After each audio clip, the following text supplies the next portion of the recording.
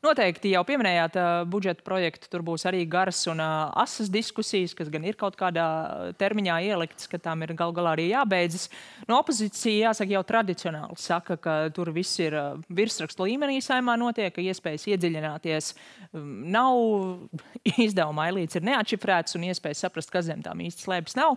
Un tagad komisijā jūs skatīsiet Nacionālās apvienības šo priekšlikumu ar likumu, pēc būtības noteikti kādai tad ir jābūt tai detalizācijas pakāpē tajā budžeta projektā, ko finanšu ministrs atnes uz Saeimu? Es domāju, ka tas, ko Nacionālā apvienība šobrīd ir nākusi ar šo likumprojekta piedāvājumu, bet manā skatījumā arī ir jāredz deputātiem analizējot līdz programmu līmenim, lai var tiešām saprast, kas ir domāts katrā no šīm programmām, lai var līdzsakot un saprast, kādu ieguvumu katra no šīm budžeta ailēm mums dos. Un mēs jau šobrīd komisijā, aicinot ministrijas runāt par sasniedzamajiem mērķiem, jau no budžeta zināmā mērā skatāmies, kā viņi veido mērķus, un šobrīd mums pietrūkst iespējams tā instrumenta, ka mēs varam arī sekot līdz šīm tabulām. Jā, bet jautājums ir, kāpēc pietrūkst? No Jaunā vienotība tomēr gan ilgi vada valdības, vai tiešām ir vajadzīgs likums, lai izdarītu to, par ko visi saka, jā, nē, tas jau būtu labi, ja tā būtu.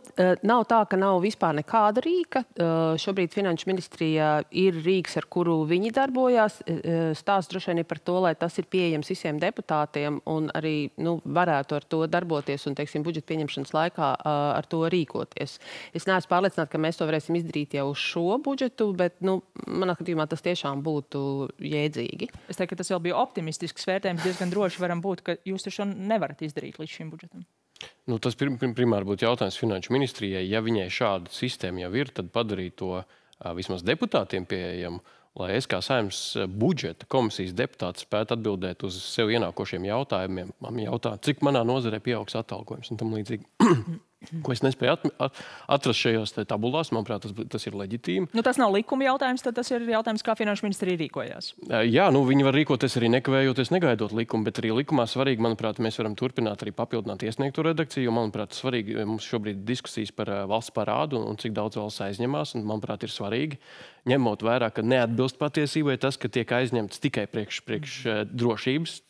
Jā, tur ir lielāks šis aizņēmums, svarīgi saprast, kur šī nauda paliek.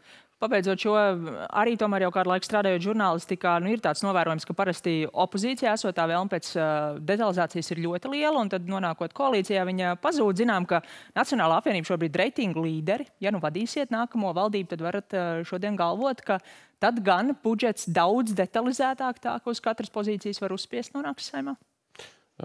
Es jau tad, kad biju koalīcijas deputāts, kolēģi var apstiprināt, jau tad šo rosināju.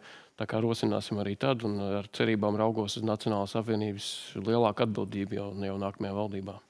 Man vienkārši liekas, ka mēs reizēm par daudz baidamies, ka ieraudzīs kaut ko, ko nevajag ieraudzīt. Protams, kad ir informācija, kas ir saistībā ar aizsardzību, bet tad, kad mēs runājam, teiksim, par programmu izpildēm, tam ir jābūt redzam. Mēs par to esam runājuši arī jau komisijā, un es tiešām domāju, ka tas ir ļoti labs tāds piedāvājums.